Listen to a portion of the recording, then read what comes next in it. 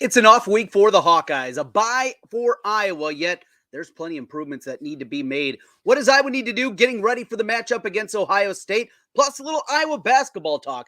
All today, Locked On Hawkeyes.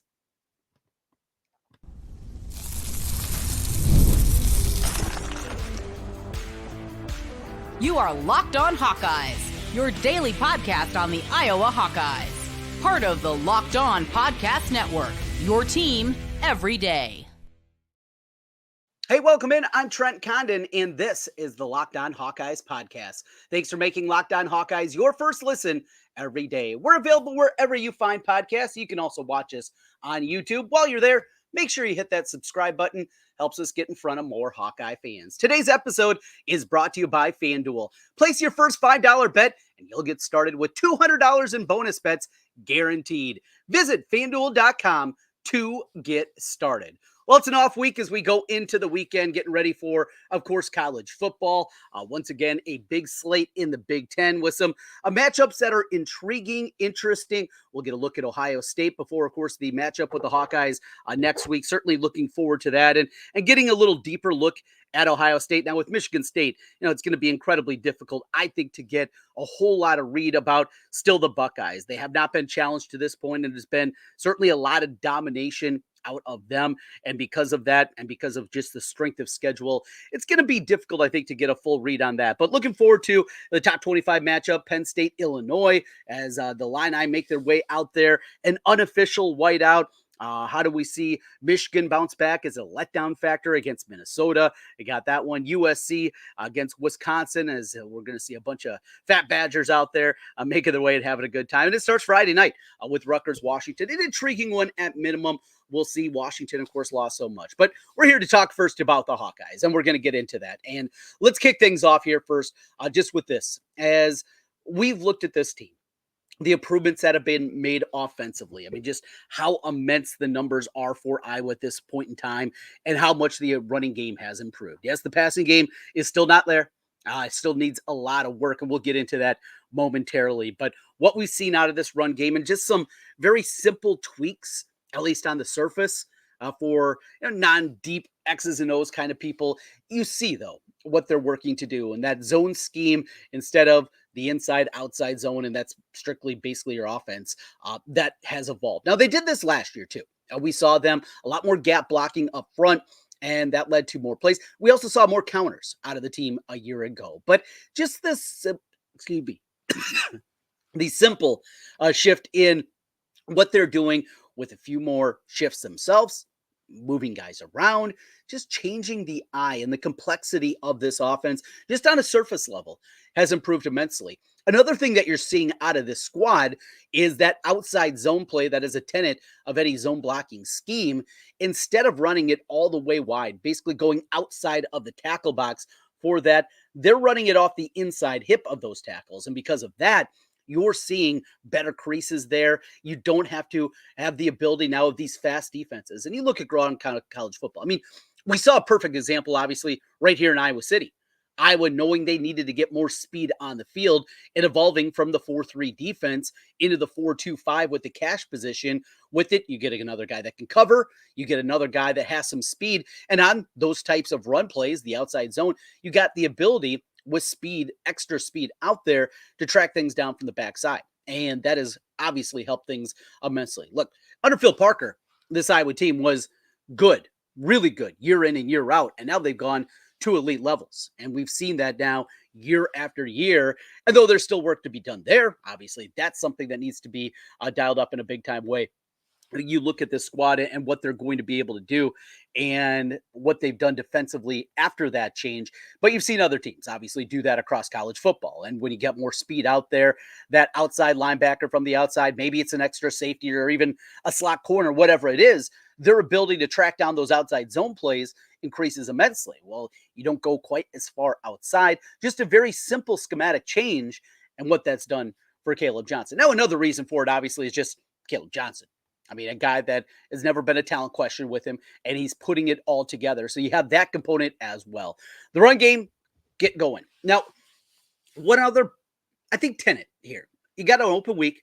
You got a lot to do. One thing that I have heard throughout the course of this week, compared to in the past is offensively, they've been working ones versus the ones a whole lot more, knowing that they have to improve, that this team has to get better offensively if they're going to get through what is still in front of them. And after the Ohio State game, we're not talking about an overly daunting schedule by any means, but there's just a whole bunch of coin flip games, a bunch of games that you look at that are likely 50-50. And Iowa, in order to be on the right side of it, they got to be ready to go. And they can't afford any losses. If you put this one down as an L, and at FanDuel right now, Iowa in the look-ahead line is a 23.5-point underdog against the Buckeyes.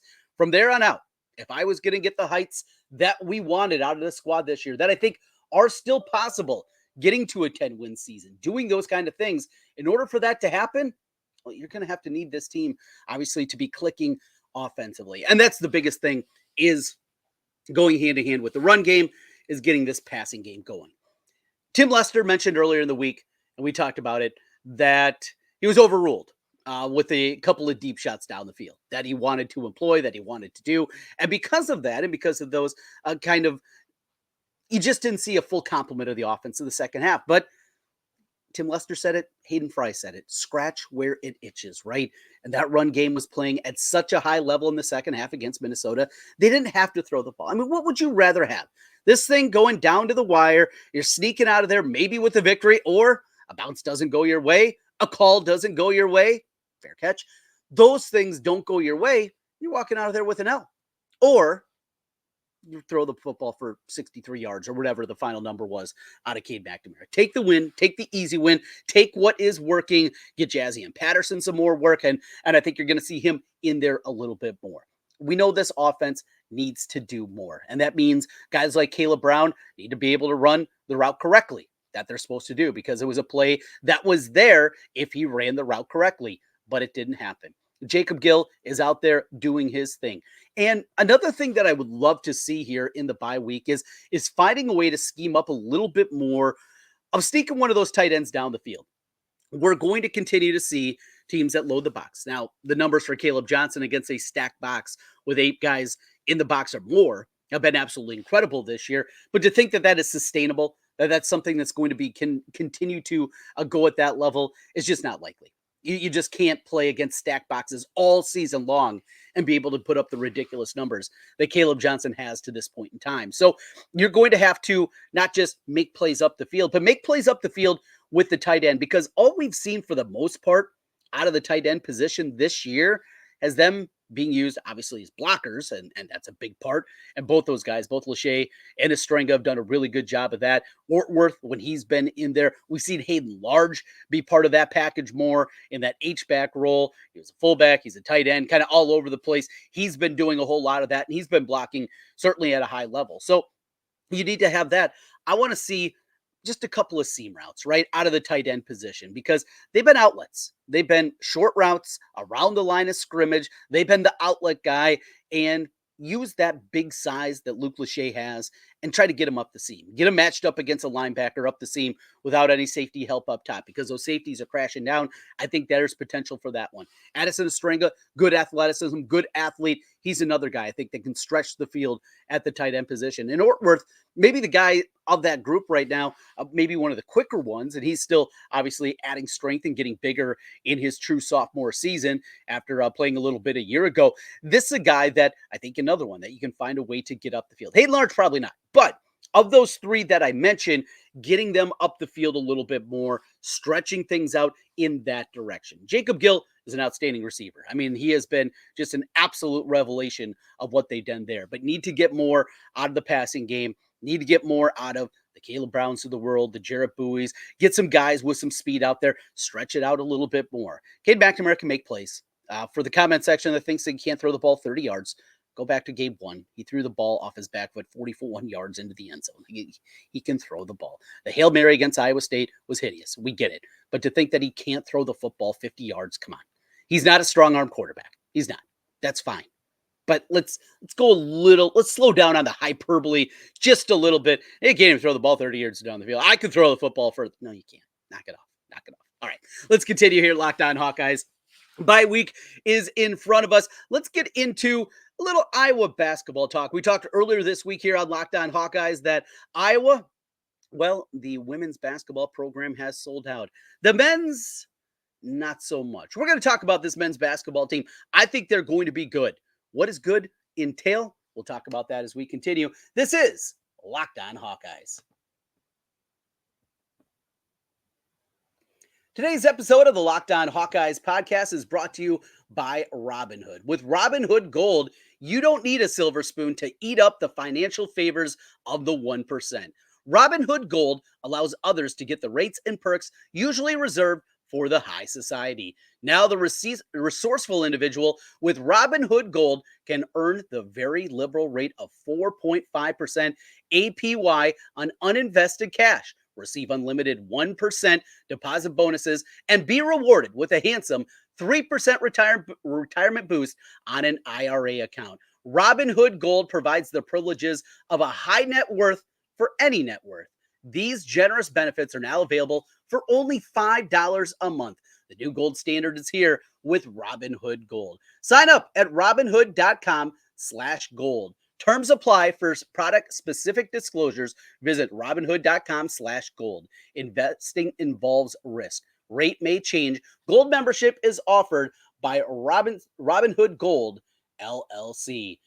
Today's episode is also brought to you by Roy. You've been hearing us talk here the last couple of weeks about Roy, and it's time to highlight my Roy Player of the Week. Roy is a new platform that lets fans make contributions directly to their favorite athletes.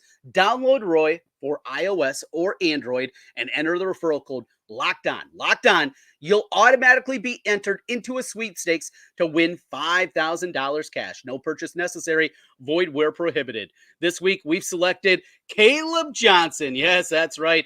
Caleb Johnson, after his big performance against Minnesota, we know what he did. Over 200 yards rushing, 3 touchdowns in the game, his 4th consecutive 150-plus yard rushing total, his 4th consecutive game with multiple touchdowns in it, 3 in this one. So that means I'm giving $100. Caleb Johnson, $100 on Roy. If you were impressed as we were with his performance this Saturday, you can show him some love too. Just hop on Roy and throw in a few bucks. If everyone pitches in just $10, it adds up so fast for Caleb Johnson. Now you have a chance to show your appreciation for Caleb Johnson and his standout performance this week, as well as what he'll continue to bring to the Hawkeye program. Get off the sidelines and into the NIL game with Roy. Again, download Roy today.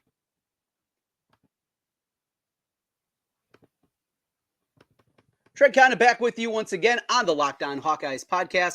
Thanks for making Locked On Hawkeyes your first listen every day. So a little basketball talk for you as we look at this upcoming Iowa basketball team.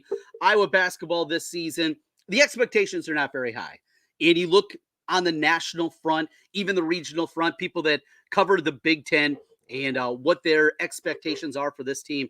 Look, there's some people in this new 18-team iteration of the Big Ten that don't believe that they're going to be a tournament team.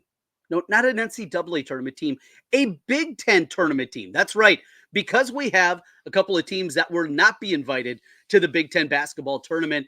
They don't even have them in the top 16 to qualify to make their way in. Now, I think that's absolutely laughable. That is ridiculous that is your thought process with this squad. This is a team that returns starting with Peyton Sandfort. Sandfort, a guy we know is a high-level scorer. He's improved his game. He has diversified his game. He is a guy that has been able to score at high levels. An incredible shooter. He's added other elements on top of it to his game. So you return a guy like that at minimum is an honorable mention Big Ten player. And then you throw in the fact that the Big Ten Freshman of the Year from a year ago, Owen Freeman, returns. We continue to see that Owen Freeman is working to expand that jumper a little bit more, add another element to his game. We know what a study is. Really, the biggest thing for Owen Freeman this year is just staying on the floor. I mean, foul trouble plagued him, and you'd anticipate that for a big playing in the Big Ten, his first go around for the first time. But we know the upside there. So you just start with those two players, and to think that this team is going to finish in the bottom 2 or 3 in the league. Come on. I mean, it's just absolutely ridiculous. But then that's not alone. I mean, Josh Dix comes back, and we saw that stretch a season ago from Josh Dix over a 2-3 week period where he was playing as well as anybody in the Big Ten. Offensively, so incredibly efficient. Now, I think one thing you need to see out of Josh Dix is you need him to be even more involved, and you need him to push himself a little bit more. And that means miss a couple of shots, not go down into your turtle shell. Keep going, fighting, going through, and being confident and getting that confidence to know that he can score with anybody, that he can be out there, and he needs to be an impactful player every time out. But obviously another returning starter from a year ago. Then you look at the point guard position and what they're potentially going to have there. You bring in a transfer and Drew Thelwell, and then Brock Harding. And I know Brock Harding is there's a wide swath of opinions about him. He's not real big. He's going to be a guy that at times is probably bullied on the defensive end by some bigger guards. But for the most part, there's not a ton of those guys out there. And even if there are, look, Braden Smith's able to play at Purdue. We're not also talking about a real big guy there. If he continues to get stronger, he's got to improve that shot. I mean, that jumper's got to get better if he's going to be able to play, upwards of 20, 25 minutes a game. He has to be better with that. But his connection that he has with Owen Freeman, that 1-2 combo, and we didn't get to see it a ton a year ago, those two guys playing together, but we've seen it when they've been out there, just the connection that those two guys have. So you have that component to it. So we're talking about a lot of guys, a point guard position, I think that's going to be better this year. Laje Dembali, another returner from a year ago, just scratching the surface of what he can be. And in a way, he's almost a forgotten guy out of the squad and what he's going to be able to put together. I mentioned, obviously, Peyton Sanford, Price Sanford. Is there another step from him? Are we going to see any kind of development and a step forward out of him? Chris Taggio comes in as a freshman, elite athleticism, and an elite rebounder. This team needs rebounding, and it looks like they're going to have it this season. And maybe the guy that I'm most intrigued by this year, I don't want to say most excited, but most intrigued by is what they're going to get out of Seydou Traore. He comes in from Manhattan. He was a guy that wasn't a big piece in the NIL transfer market space. Iowa, with their lack of funds compared to some other Big Ten brethren, weren't able to go big fish hunting. But they find this guy that you look at the highlights, you look at the numbers, you see what he was able to do. He at times was a bit of a chucker, maybe fired it up there a little bit more than you want, but an intriguing skill set, a skill set that we've seen Ray McCaffrey and company develop at a really high level. I think there's an opportunity for this team to make a much bigger push, not just to be a team that can make the Big Ten tournament. Yes, they will.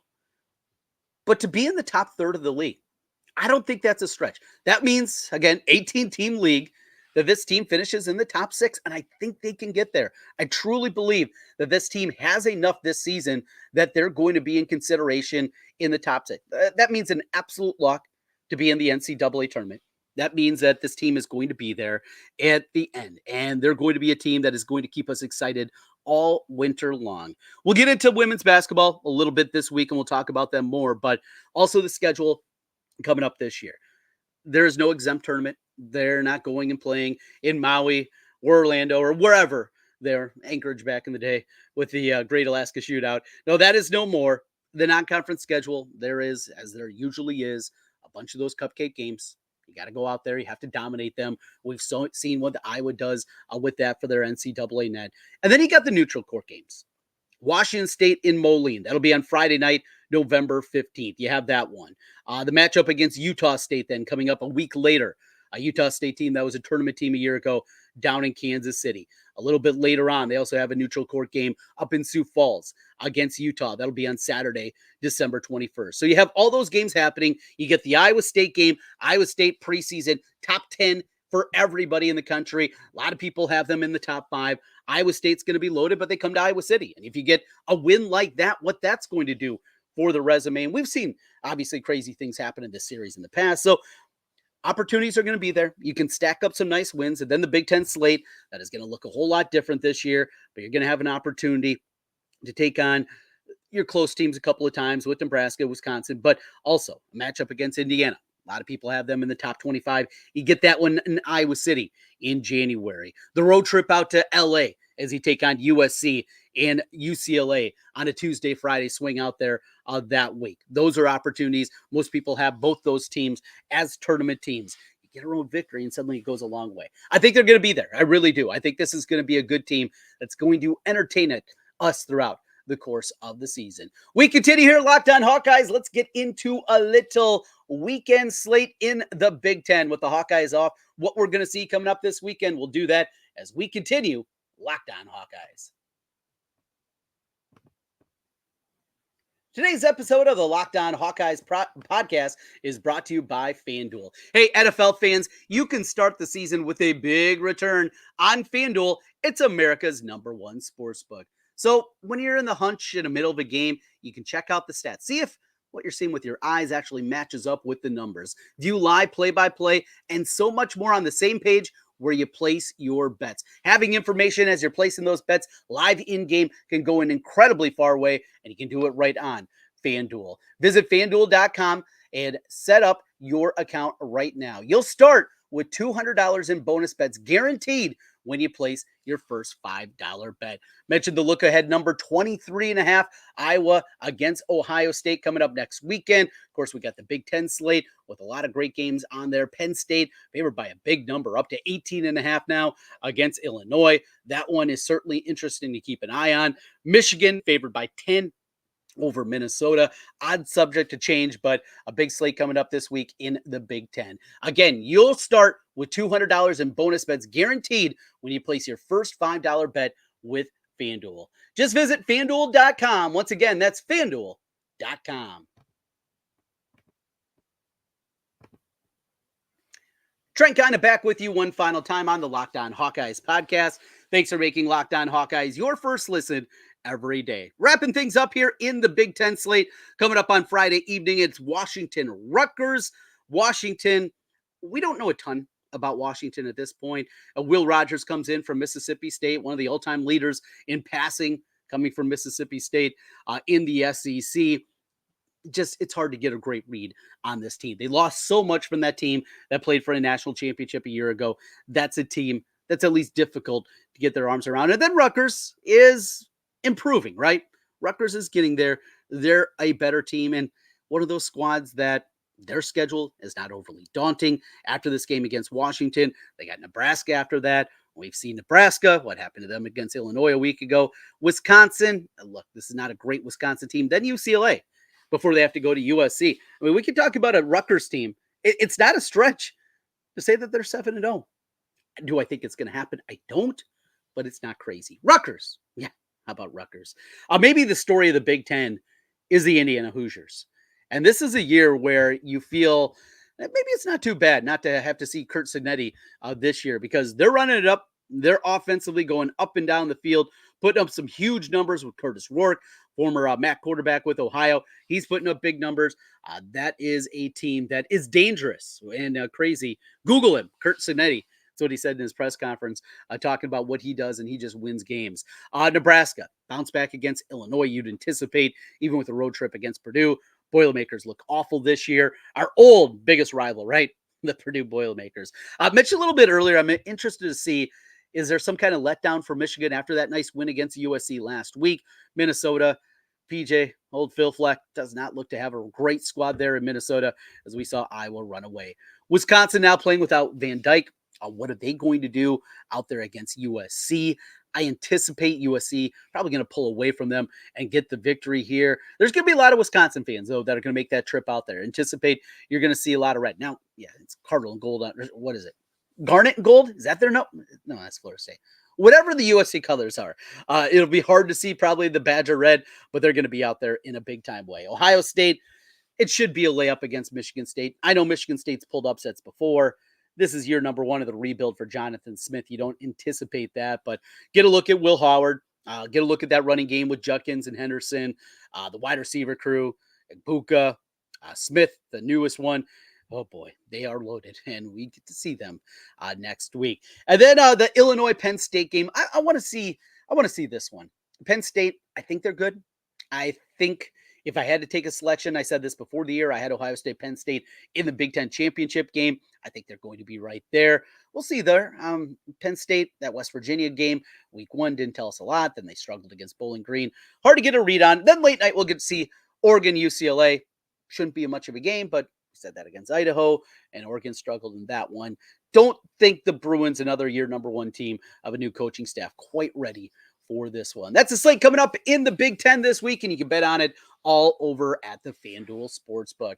That does it for today. We will be back with you late Sunday night, into Monday morning with our first edition of the weekly daily Locked On Hawkeyes podcast for the week, he tried to say, and we'll be with you then. Enjoy the weekend. We will talk to you again before the week ends. Appreciate it as always. This is the Locked On Hawkeyes podcast.